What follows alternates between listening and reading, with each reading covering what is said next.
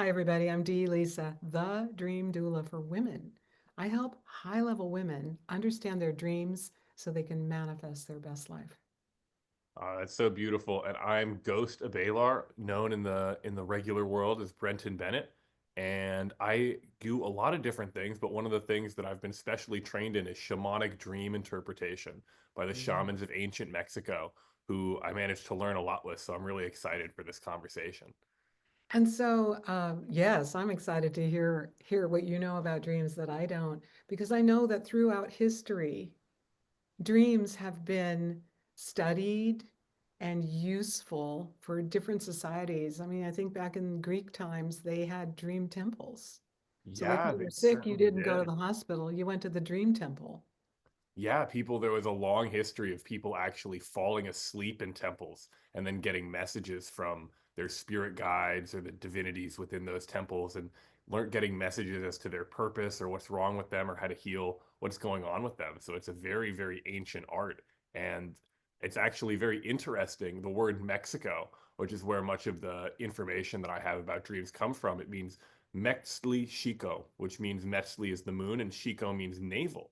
And so Mexico's name actually comes and refers to the navel of the moon.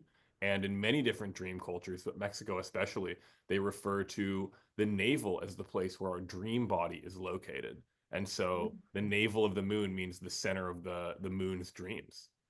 I love that. And the town I live in now called Ojai, California, apparently before we Americanized the name of it, it was the Valley of the Moon. Ooh, I love that. Well, that's a perfect place for you, D. Lisa. Yeah, yeah. Well, I've been listening to my dreams since I was a little kid. And then for a period of time, I just kind of forgot about it. But I remember a dream when I was a little kid, and I'll share that with you now because it's kind of fun. Yeah.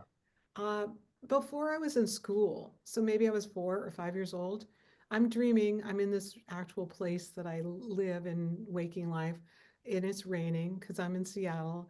I'm walking, there's like a little splashy water on the ground, and I'm underneath my auntie's deck who lived next door. And the water's dripping on my head. And it's just like a real situation, but it's a dream. And I look over my shoulder and I see rub a dub dub, 3 men in a tub. There are 3 men in this barrel with suds pouring over. One of them is scrubbing his back. Another one's smoking a cigar, and this cigar smoking dude says, "Hey, little girl, come over here."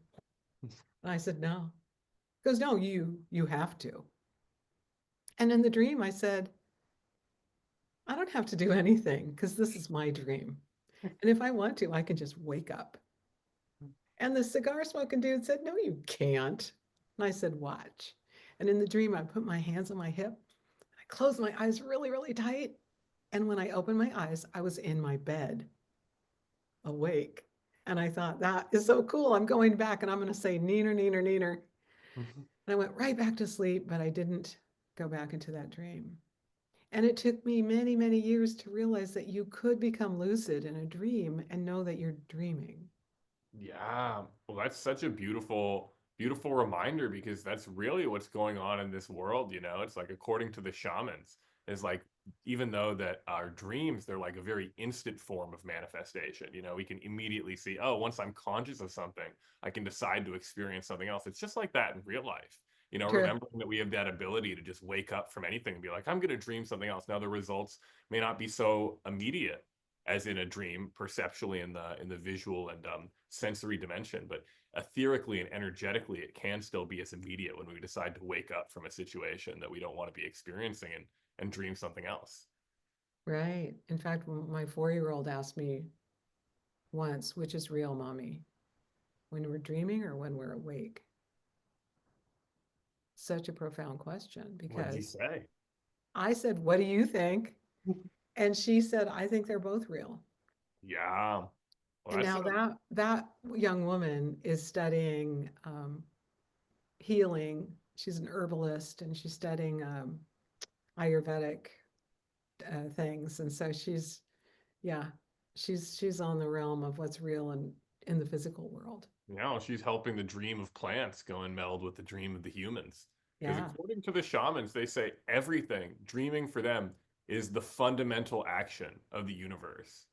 Mm. So for them, they use dreaming to refer to any way to use our intent. So there's obviously dreams when we're asleep, but there's also dreams when we're awake. But dreaming the sun, the grass, the wind, us, the cats, all of them are dreaming this reality. And for them, it was really interesting when I first heard this statement, but they said that those that don't remember their dreams are among the living dead because they have no control over their life. And it was really interesting to me because for them, they said that dreams have 4 times more power than the waking state. But Ooh, consequently, it requires 4 times as much energy to change our dreams. And so that's why it can be so difficult to really dream a new dream or to become lucid. I'm sure many of us have had experiences where we're trying really hard to become lucid. And maybe we don't see as much success, but that's because this dream plane requires 4 times the amount of energy to work with and change.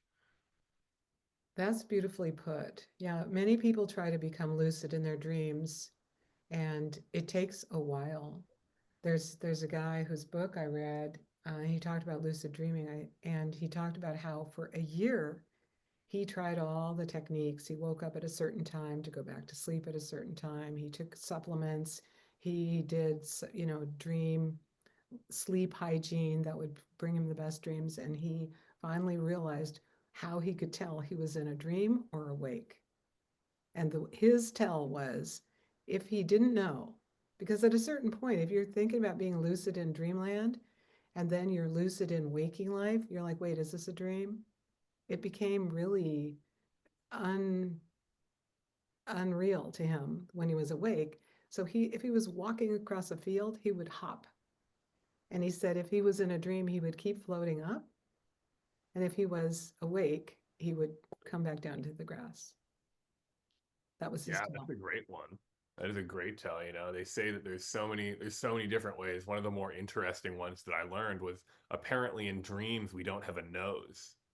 So if you go and can close your eye or you can cross your eyes a little bit and you can see your nose, you know that you're not awake. Yeah, if you can see your nose, you know that you are awake. But if you can't see your nose, then you're not awake because the nose represents the ego. What an interesting concept. I smell things in dreamland, though, so I would imagine that I might have a dream nose. Well, it doesn't just because you smell things doesn't mean that it's not you still have a nose. It's about the True. visual representation. It's still sensory stimulus. True. Oh my gosh, yeah. Well, people come to me a lot and they're like, oh my God, once they figure out that I can talk to them about dreams, they're like, what does this dream mean? And I always say, I don't know, it's your dream. Because one person could dream something and another person could have a very similar dream, and their meaning is different to the individual. Yeah, well, how do you go and interpret dreams? Like, I'm sure a lot of people have come to you with questions and they're like, well, I don't know what my dream means. What are your kind of keys to figuring out the meaning of dreams? Well, I like to connect what's happening in waking life with what's happening in the dream because I believe that your higher self, your guides and angels are telling you an answer to a question. Like you're Yeah. trying to decide, should I date this person or not? Should I take this job or not? Should I go this way or that way? And if you connect what's happening in your waking life to what's happening in the dream, sometimes the the message is really clear and obvious. Yeah, well, that's exactly what the shamans say too. They say that Okay. if you don't remember your dreams, or if you want to see what you're dreaming of, you just have to look at your life. And then Mm, see and then see what's going on because to them as I said the dreams is what is creating this world first. So that's why they say that people that aren't remembering or even working with their dreams as they said really have no control over their life because this is where our subconscious and our conscious mind are able to really achieve union and then work together to if we don't remember them, it's just our subconscious mind, and we're only being controlled by what they call the invisible prison of the moon. Because the moon, it looks like it's changing, right? It looks like, oh, there's a half moon, there's a quarter moon, there's a new moon, full moon, all these different things, but it's the same rock, right? It's just being obscured by the shadow of the earth. And so, yeah. in a similar way, it's like we are obscuring our own um we see things go up, our parts of our life will wax, parts of them will wane, but until we change our shadow, the real parts of ourself that we don't want to look at and work with, then nothing's going to ultimately change. So there's sort of a deep psychological lesson in being able to understand and work with and program your dreams such that you can change your instincts. Like I've had a couple very powerful dreams. I went to sleep after I thought I was in danger and someone was stealing my car, but it turned out to be a very comical misunderstanding in a way. And then I went to sleep and I was dreaming of this tiger, and it was like such a very like realistic and powerful dream. And then when I woke up, it's like I felt such an amazing sense of being refreshed and rejuvenated just from dreaming of a tiger. And I didn't even get that much sleep. I was really quite amazed. So the tiger brought you energy? Yeah, the tiger brought me energy. And in the shamanic sense, like all the animals actually have a very powerful medicine for us. So the tiger is related to any big cat really. Well, primarily tigers, jaguars, the big cats that hunt at night. Those are related to conquering the unconscious because the jaguar is known as the lord of the night and actually is one of the many patron animals of dreamers because the jaguar, he hunts at night. He's not scared of anything in the forest of the unknown. And he's able to go and really, when we dream of the jaguar, he gives us the ability to remove repetitive destructive patterns from our life and really create a subconscious that works with us and for us rather than to us and hurting us. What do you think? What do the shamans say about alligators? Oh, the alligator is one of the most powerful symbols, actually. The alligator and the crocodile. The earth in many native cultures, the earth is being thought of as a turtle. But actually, in this one, in the Toltec culture from central Mexico, the world is thought of as an alligator. And this is the first sign of the Aztec zodiac, Chipactli. So Chipactli is as they call them, Nawals, or spirit guides, as we could translate that in English in a way is the animal of abundance and sustenance because the crocodile is the oldest lived animal. And actually, it's been around for a very long time. It lives near the water, so water is a very thing that everything needs. And so there's always going to be things going to the water. The crocodile is going to be fine. I mean, there's been crocodiles that have been encased in cement for years and years before just being unearthed by a city excavation team and just going like, and coming out. So the crocodile is really one of the most powerful dreams of abundance. And in some of my training, I've had trainings to induce certain dreams and to create certain dreams. And so when I wanted to create more abundance in myself, I've sowed a dream of the crocodile. And one of the most interesting ones is I was a little bit short on my rent money one month. And I was like, okay, well, it's time to use my training to go and create some change in my life, And I sowed a dream of the crocodile, and then immediately the next day, I had a client reach out that wanted to pay me $1,000, and so that was really nice to go and give me the exact amount of sustenance that I needed to continue thriving in this material world. The tell the listeners a little bit about how to make that. Like you want to have a dream with an alligator in it. How do you make that happen? Yeah, so it's a really specific exercise, actually. Mm, So one of the things we can do, right, is we can open up portals. I'll give you different ways that I've done it, and then I'll do a brief overview of the technique that we can use to okay. actually induce a dream. And so one of the ways is it doesn't have to be using this specific technique. This is just one of the ways to work with energy such that we really bring it into our lives. No, I've managed to dream of animals by painting them, by really getting involved with them, by imagining them around you in your waking state, especially before you go to sleep. So there's many, many different ways, and it's all based on your intention. But one of the intentions that we can use is this dream planting exercise, where we do 5 different cycles of 13 breaths. Now, 13 to the ancient shamans was the number associated with the sun, because the sun, just like the moon, rotates fully every 28 days. The sun rotates fully at its equator every 26 days. So half of that is 13. And so that's why the 13 is such a sacred number.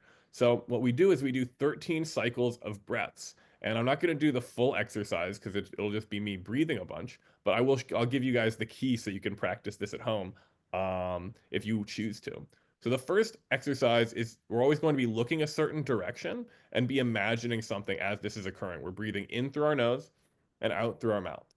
So the first exercise is we look to the left. And this is when we're destroying everything in the waking state that is not resonant with what it is that we want to be creating. So for example, if we want to dream of the crocodile, we breathe in through our nose, breathe out through our mouth, and then imagine that we're destroying any poverty, any lack of abundance in our life. And if we want to go and use another animal like the snake for healing, or the jaguar for emotional, snake for physical healing, or emotional healing, the jaguar for subconscious healing. Um, the blue hummingbird is actually the nawal of lucidity. So you could be destroying any lack of lucidity in your waking state. The when we turn to the left side, breathe in through the nose, out through the mouth, destroy any trace of lack of abundance if we want to dream of the crocodile. And do that 13 times. So then once you do that 13 times, you turn to the right. And in the right, we're facing the dream state. And so in this one, we breathe in through the nose, out through the mouth, and we're destroying all the dreams of lack of abundance or whatever it is going on in the dream state. So the left side is the waking state, the right side is the dreaming state.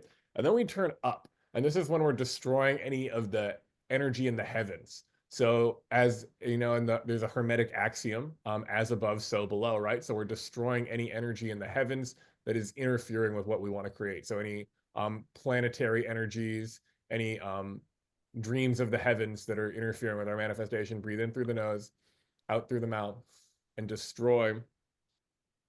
um destroy any trace of lack of abundance in the heavens. And then when we look down to the fourth one is we're looking down to the reflection of ourselves, actually. So one of the trainings that people used is they would look into an obsidian mirror or a bowl of water and manage to use the reflection to actually imagine themselves and actually see themselves reflected in a different way as in the form of one of these animals. So we would go and be looking down. So we would breathe in through the nose, out through the mouth, and then see our reflection being turned to nothingness. And this would be a really powerful way. So you breathe in through the nose, out through the mouth, and then see your reflection dissolving. And at the end, at the 13th one, you want to see the nothingness turn into the animal that you want to create. And so the this is the last one. And this is the one where there's a little bit of a variation. In this one, we're actually going to bring in the energy of the animal that we want to be working with. And so in this one, we go breathe in, and let's say we're working with the crocodile, right? So we breathe in through our nose. And then when we feel the breath at the center of our navel, we actually clench our navel a bit and we picture the crocodile. So we do that 13 times. And so as we do that, once we do reach the 13th one, what we want to do is we want to go and breathe in, clench, and then we see the crocodile exit from our navel. And then it goes to the right. And then we see it go into the dream world. It goes and like walks out of our navel, goes to the right. And then we say, feet, take me to the dream of the crocodile. Take me. I am a dream warrior. I will find the dream of the crocodile. And the feet are actually what rule where we go in dreams. And so then we see the crocodile go off to the right in the dreamland, and we intend to meet him there. And if we've done it correctly and we manage to hold our focus as we're falling asleep, then that's what'll happen. Wow. I would imagine if you try to do that when you're already in bed, you might not make it all the way to that feet take me there because you might just, Yeah, it can be one of those things like I'll do it in bed. Sometimes people will do it like while sitting on their bed and then get ready to lay down. I like to do it while I'm laying down. I'll just be turning my head, on my pillow mm, and doing it. It is one of those exercises that as you do it, it does make you pretty sleepy. So it is a natural like sleep aid in that yeah. way. Yeah. Oh, that's beautiful. I'm going to try that. Yeah, do it. I tell people that if they have the intention to dream about something, they can just say it. It's not a ritual like this. Just say to yourself, tonight I'm going to dream about fill in the blank. And just have the intention that you will dream about whatever, you will have an answer to whatever is concerning you. And then uh, I'll remember it in the morning. And Yeah. usually people will have a dream that night or the next couple of nights. Some people write it down on a scrap of paper and put it under their pillow. Uh, and I also have people make mugwort dream pillows. So we put mugwort and some other aromatic herbs in a little pillow, little bundle bag, and keep it either by your bed or underneath your pillow while you're sleeping, which Oh, that's a good enhances. idea. I know that mugwort's been used to help remember dreams and be pretty powerful in that way. I've only heard of it being used as a tea, never as like something that you put under your pillow, but that makes sense working with the dream of the plant. Yeah, so it doesn't taste that well, that it's not a tasty tea if you just make No. mugwort tea, but you can add other things to it that would make it taste better, like lavender. The um the dream pillows are fun because it's like it's a smell. It's a very nice smell when it's a fresh leaf. And so when you're rolling over in bed, sometimes you get a whiff of the smell of the mugwort, which reminds you that you're going into the dream state. Ooh, that's a really good one. I'll have to try that one. Yeah, well, I'll send you one of my mugwort pillows if you Ooh, want. I love it. Yeah. The the idea that we don't dream, some people have, Yeah. and some people will claim to be, I don't dream. But unless they're taking a medication that helps them, that disrupts their brain waves while they're sleeping, everyone dreams 2 hours every night. Yeah. And not that we would remember 2 hours worth of dreaming, that would be distracting. But if you think about it, you do the math on that. If you live to be 80, that's 6.5 years of dreaming. Wow. That's a lot of dreaming. So let's remember some of it.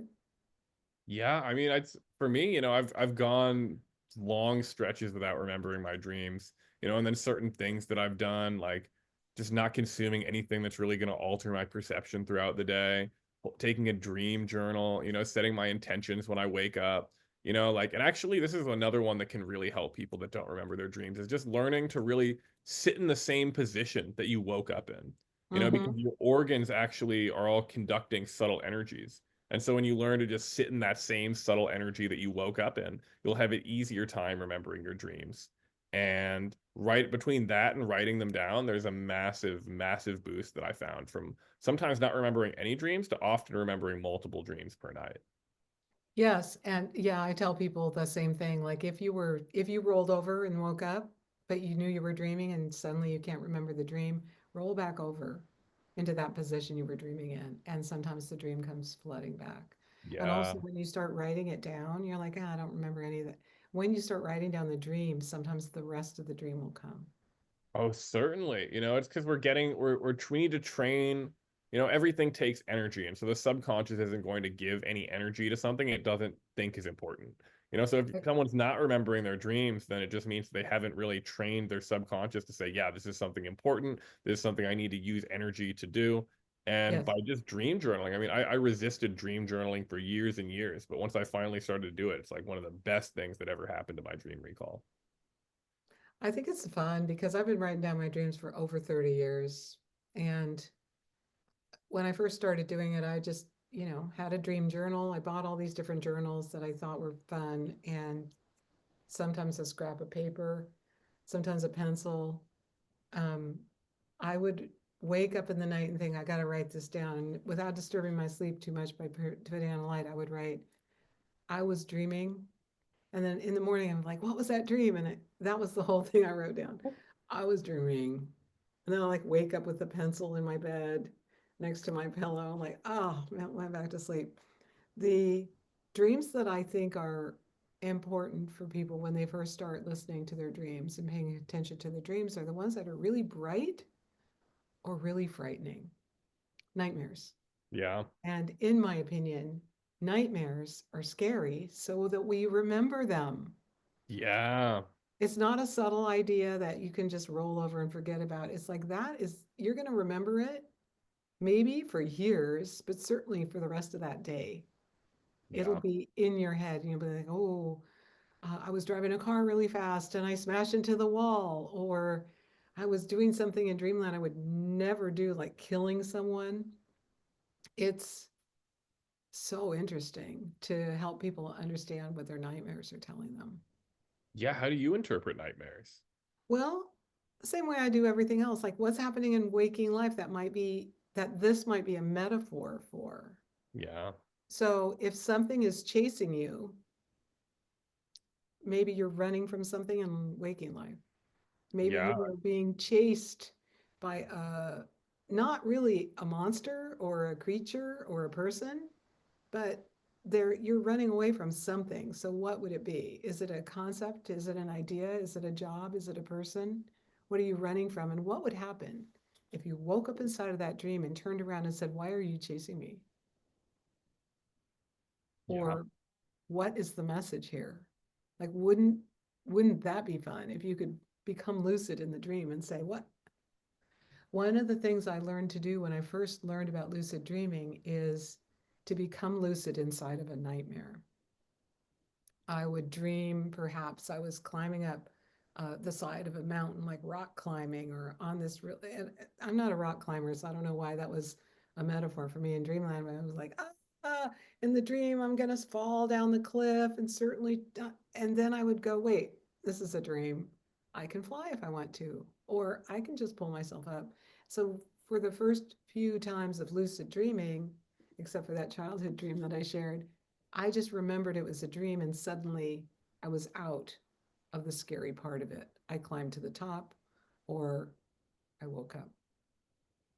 Yeah, that's so important. You know, it's interesting. One of the things that I learned from my teacher is that the directionality of dreams, whether we're going up and down, is actually so important to being able to interpret what's going on in our life. Ooh, Because tell us they more said, about that. yeah. So they say that going up in a dream is one of the best things that can happen because it means that we're going to the heavens symbolically. So this is where all of the good things take place. And it means that we're about to experience like heavenly things in our life. But conversely, when we're going down, it means we're going to our underworlds, which is our traumas, our different, the parts of ourself where we're still looking for something outside of ourself, is how they Mhm. refer to the underworlds. And so when we're going down, will experience those same underworlds and we'll be revisiting our traumas in real life. And so it really is quite important, you know, actually to be feeling light, you know, and it's funny because it really kind of gets to this feeling of like, how light do you feel? Do you feel very heavy and you want to go down and sink and revisit your traumas? And this is what most people are doing in their daily life. Or are you someone that's really able to feel light and buoyant and have a tendency to go up in your dreams? That actually takes a bit of work to develop, but is certainly quite worth it when you realize that that's where lots of blessings and synchronicities are. I love that. And then I read a book called Dream Yoga about yogis who train Yeah. themselves to go inside the dream underneath the floor is one way to do it. And they get to that no place, nowhere meditation. So they're meditating inside of a lucid dream. Wow. Yeah, that is apparent. You know, I forget where I read this, but it said 1 minute of meditation in a lucid dream is equal to like seven weeks of meditation in real life. Yeah, in the book, this guy says not everyone can do this. You have to be a very, accomplished, well-trained yogi to figure out how to be lucid in a dream and then go into a meditative state. I tried it once, and just like the last lucid dream I shared, I was like, then I woke up. So I was like, oh wait, I can try doing that. Like, what happens if I go under the floor? Because in the dream, if you wake up and become lucid inside the dream, you can walk through walls, you can fly, you can turn into a creature, you can do whatever you can control the dream. And I understand there's three ways of lucid dreaming. There's just, it's a dream and you're watching it like it's a movie. Or it's a dream and you are changing it like it's a movie and you're the director. Or it's a dream, you're in it and you're changing what you do inside of the dream.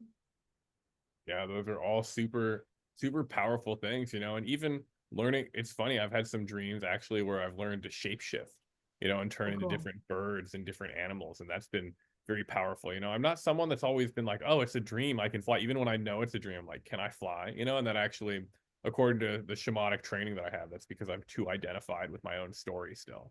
You know, because if I wasn't so identified, then I'd realize that anything's possible. But you know, that's fun. That's why it's fun to identify with the story of like an eagle or a blue hummingbird and really get those higher flights. They actually have a deep symbolic language of birds in dreams, actually.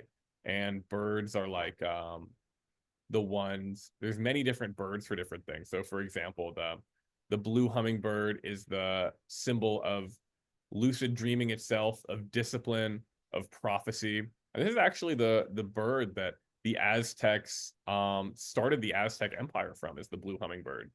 They said they were going, because they were very advanced in dreaming. It was a whole science for thousands of years in Mesoamerica. and they had a dream that they were to split off. The blue hummingbird told their elders that they were to split off. Oh no, they were actually walking. They were walking, and a hummingbird flew over a pine tree of some kind, and the pine tree split down the middle when that happened. So this they knew that that was a symbol for them to split off from the other tribes of the Mexica. But they then wandered, and the hummingbird told them that they were looking for a specific omen. They were looking for an eagle eating a snake on top of a cactus, and so that when they found it, that would be the place where they would go and call their new home. But they journeyed for a long time, and eventually they found this omen, and they found this eagle eating a snake on top of a cactus in the place that would later become Tenochtitlan, or what is present day Mexico City. And even if you look at the flag of Mexico, it's an eagle eating a snake, so it's I still love very, it. very related.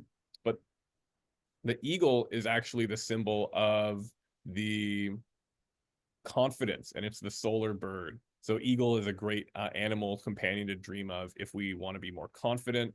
Then we have the symbol of like the vulture is a very good animal for digesting heavy traumas. And if you want like a pleasant relationship or a good romantic relationship, you want to dream of the of the green hummingbird. The green hummingbird is like the sister of the blue hummingbird, but she rules like the pleasant relationships. And this is if you're looking for like a pleasant romantic relationship or good relationship of any kind, the green hummingbird is a very good friend for that. I love that. I love that. So, yeah, not everybody remembers their dreams every day. Um, and what's your training tell you about repetitive dreams or repeating dreams? What Repeating can, dreams, we didn't really explore that. And I mean, personally, I haven't really encountered repetitive dreams really, so I can't really speak to that. But I mean, it's if you're getting a repetitive dream, then it must be a sign of something that you're clearly working through many different times. You're still yes, working on just getting that answer and doing something different would be my own interpretation of that. yeah. People have, the people who don't remember their day-to-day dreams probably remember a recurring dream that they've had over years and nightmares that really scared them. And so I think it's fascinating. I had a recurring dream for probably over 30 years that someone stole my flute. Now, in the dream, I'd come home to various homes, which may or may not really be where I lived at the time. And the door would be ajar and the house would be all blown up, and someone would have stolen my flute. In the dream, I'd be so mad, so upset. They're gonna get in trouble. I'm gonna get my flute back. I can't believe someone stole my flute. And also in the dream, I would have this thought, so what? You don't play that anymore. And so for years, I asked therapists and counselors and coaches and people that just graduated with degrees in psychology, is like, what does this mean? None of them gave me an answer that seemed real. Maybe performance anxiety, or maybe this or that. And then in 2009, I went to art school for 4 years and I stopped having the dream. So I couldn't figure out the dream meant anything until I realized the dream meant I'm creative and I'm not using my creativity. Um, So it's so far from flute in the closet that you don't play anymore to I'm going to be an artist. Now I call myself an artist. I know how to paint. I love doing visual art, and I don't have that dream anymore. The dream is gone. And I kind of wish it was more obvious all those years well, because it it's was it's elements. I was just about to say, like I sort of I didn't see that exact thing coming, but when you told me the flute, one of the main things that we're trained to look at in shamanic dreaming analysis is the elements at play. So the yeah, air element rules information. And so the flute is clearly like, oh, it's just something that you use air to create new information into the world. So someone stole your ability to, I was going to say, express yourself. But, yes, self-expression, right, is going to be related to art and creativity. So there's many, many different elements in looking at like for example, if you dream a lot of water, there's two different types of waters. Well, there's four different types, but we'll go over a few of the different types of waters. There's the flat waters, so like the lakes, rivers, oceans, and these represent different kinds of emotions. And so when we see lots of different waters in a dream, it's really referring to the different kinds of emotion that we're then going to experience in our day-to-day life.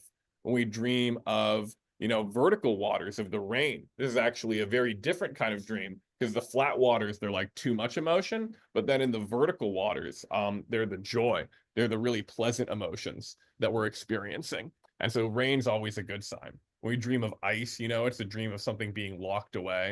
And when we dream of droughts, when someone is not really able to experience joy or experience emotion, they're actually dreaming of a drought. And so this is like a lack of emotion, and maybe they're dreaming in a desert or something like that. And yeah, there's the four elements as well. There's three of them are easier to sense than the fourth one because there's fire, there's many different kinds of fire. Fire can actually be very transformative. If we see something with lots of smoke, that's a sign that it's transforming. Fire can also be somewhat destructive. It can be related to passion. So it's a very powerful element. And according to the Toltecs, fire is actually the element that rules dreams. Whereas in the Western magical tradition, it's actually water is the element that rules dreams. So it's kind of funny Mm. that.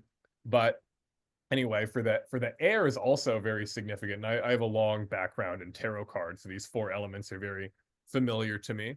And the air is all about new information coming. They actually say there's 4 or 5 different kinds of winds that we can experience in dreams, and these all are going to be very powerful depending on what wind. Now they say most people they only have one wind activated, which is the north wind, and this is the wind from the ancestors that brings misfortune and disaster. And so this is why even still in Mexico today, when there's a very destructive storm, it's called El Norte, because it's the north wind of destruction.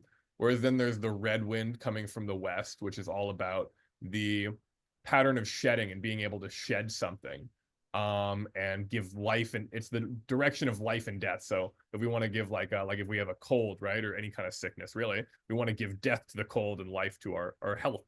So that's this red wind is good for shedding something. Then there's the blue wind, which comes from the south, and this is the wind of removing thorns and obstacles. And so this is a very powerful wind.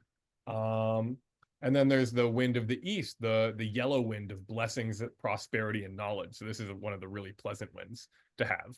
And then also there's the green wind, which also comes from the south, and this is the wind of like balance and emotional healing and bringing order from the chaos. Because as you see, like nature, is sort of a chaotic state, but the plants are all majorly green because even though they live in a very specific order, they're green. So it brings the order from the chaos. But the last one, earth, and this is the one that is the most difficult to see actually, because the earth is like we see the earth around us, we're standing on the earth, but apparently according to my teacher, the earth element is actually related to the way that we interact with others in our dreams is the way that we can see how our perception of the earth element is. So if there's lots of fighting, there's lots of difficulties, we'll have difficulties with the earth element and may not be experiencing prosperity. But if we're experiencing lots of peace and happiness and good relationships and others, then we'll have a good relationship with the earth element in our dreams and be helped in that way. So when you mention wind and dreams, are you suggesting that if you're in a dream and you feel the wind in your face, that's bringing you some particular message? Yeah, it certainly can be. The winds are the messengers of the world, so it depends on the other things that are going on in the dream. Yeah. But there's many different all the elements, are especially significant in dreams because those are really the raw elemental powers of the world. And so whenever we see anything related to them, that could be an easy way to kind of get more insight as to what's going on in our dream. Oh, that's beautiful. Wow. The average person who's just starting to remember their dreams, this might be too much for them, but the advanced dreamer can notice when they're in a dream state if there's wind and which direction it's coming from. Is it a Yeah, strong wind or a they soft say wind? if you want a Solid little tip, water. they say that the nose is always pointing north in the land of the dreams. So if it's coming from your north, that's like the wind of the north. If it's coming from behind you, it's the wind of the south. If it's coming from your right, it's the wind of the east, and from the left, the wind of the west. So there's a lot of different ways. You kind of the way I've done it. There's been a lot of different ways of like just these dreams will come in different forms. And, you know, it may not be immediately obvious, you know, but like this morning I had a dream with a lot of, I think all the elements actually, because there were a lot of people. I was on a cruise ship. There was like a cyclone that came, and then there was like a whole lot of fire actually that happened as well. So it was a very elemental dream.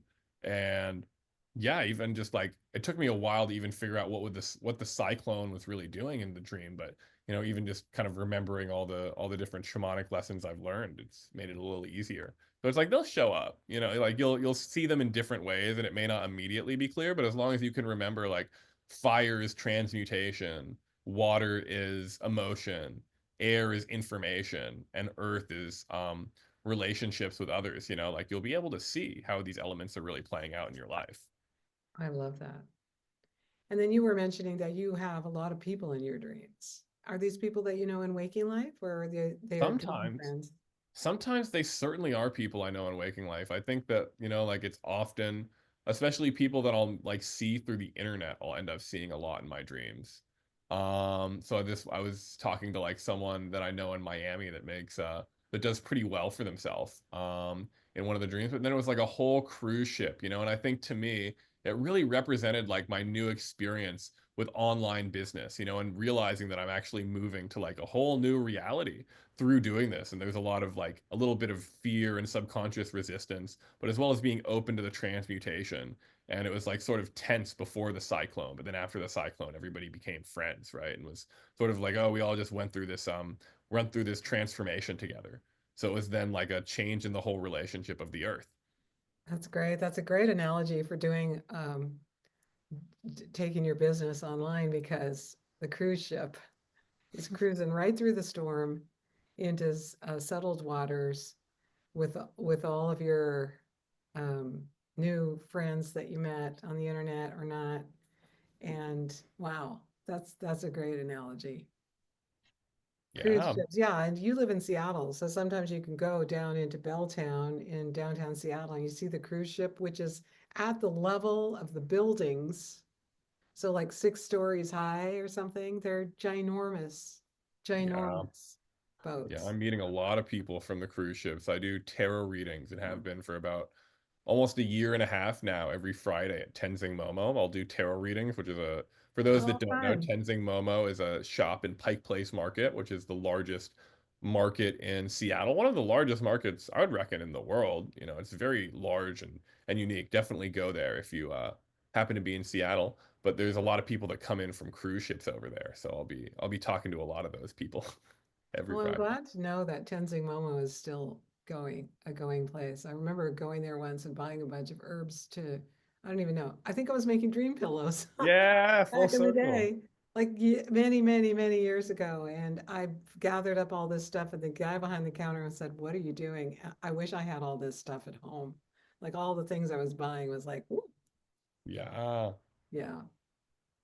Now I just get it from my friends here. I have a friend who grows mugwort in her garden and harvests it for me every season.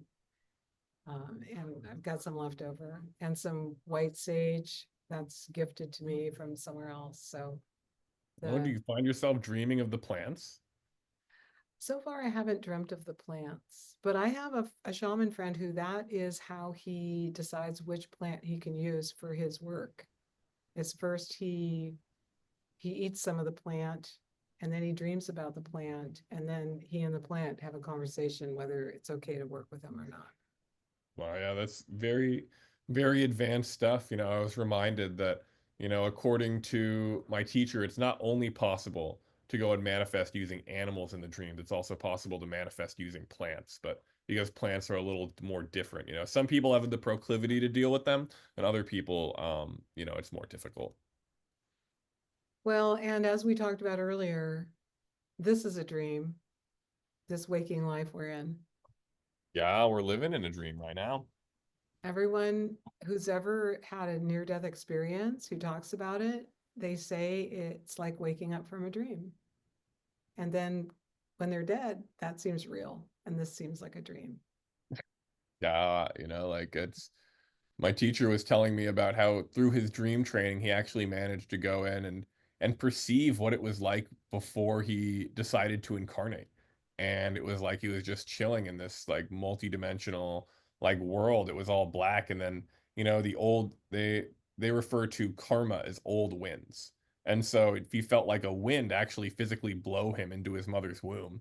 And then he was there, and then he was perceiving different things, and he was actually going and saying like he was perceived, his mother apparently had always told him that he was like really looking forward to having him, and it was like the most precious child. But then he dreamed that she was crying, and she's like, I don't want another baby, I don't want one. So he asked her, was this true, were you doing that? And she's like, how did you find out? And he's like, I dreamed it. So That is so cool. One of my daughters told me when she was about 2, we're laying in a hammock looking at the night sky, and we were at the ocean, all these stars in the sky, and the moon was out. I said, isn't that cool? And she said, with a sigh, I remember when I was up there. And I said, what do you mean? She said, I remember when I was up there with God. And God's the moon, and the angels are the stars. Not really, but it kind of looks like that. yeah. And I was like, I was just going, what? Then what happened, honey? And she said, then I was born and I was with you, duh. Like, and the next day I was like, tell me again about before you were here. She's like, no. She was done. That was the whole conversation she had with me. But so beautiful that there's a point in time where people are very, very young. And maybe when you're a shaman and you can go back into that dream state where they know that they came from somewhere that they'll likely go back to. And here they are in this dream. Yeah. Well, that's why it's so important to work with your dreams and to remember that you're dreaming, because they say that when we do pass on to the other plane, it's a dream. So if we don't learn to work with our dreams, we can kind of get the advanced lesson of what's going on in the realm of the dead by working with our dreams, or we can just kind of find out, at the trial by fire, and find out immediately I when we know. pass. Yeah. And then I'll end our time together with a quote from Deepak Chopra. He said Ooh, this I years love it. ago. He said, life is a lucid dream in a vivid reality. Beautiful. Very true. Well, and let's tell people how they can find you and what kind of work in the world that you like to do right now before we. Yeah, so you can find me at my handles at Ghost Abelar on every platform. Ghost, like the word ghost, and then Abelar, Abelar. So that's Ghost Abelar, Abelar. And right now, I'm helping people go and really design a reflection of their life that they want to live and to manifest that using social media, because I've had a lot of success just posting on social media and like finding out what a powerful tool that it is to really be manifesting the life that we want to create for ourselves. There's a certain shamanic training that we learn to take from our shadow the possibility that we want to experience and bring it into our reflection, the possibility we are experiencing. And so I thought that was such an incredibly apt analogy for what we're doing with these scrying mirrors we call computers and tablets and cell phones, that I was like, ooh, this is very, very interesting. And so that's my main work right now. I think I'm going to be coming out with some more of the esoteric tools as well, pretty soon, but that's not something that I have publicly available unless you want to book a one-on-one session with me. Um, but yeah, that's the main work that I'm doing, and I'm posting almost every day, or I'm pretty sure I haven't missed a day in a long time for social media. So yeah, come and give me a follow if you want more inspirational messages and occasional talks on dream interpretation and all of these esoteric things that we talked about.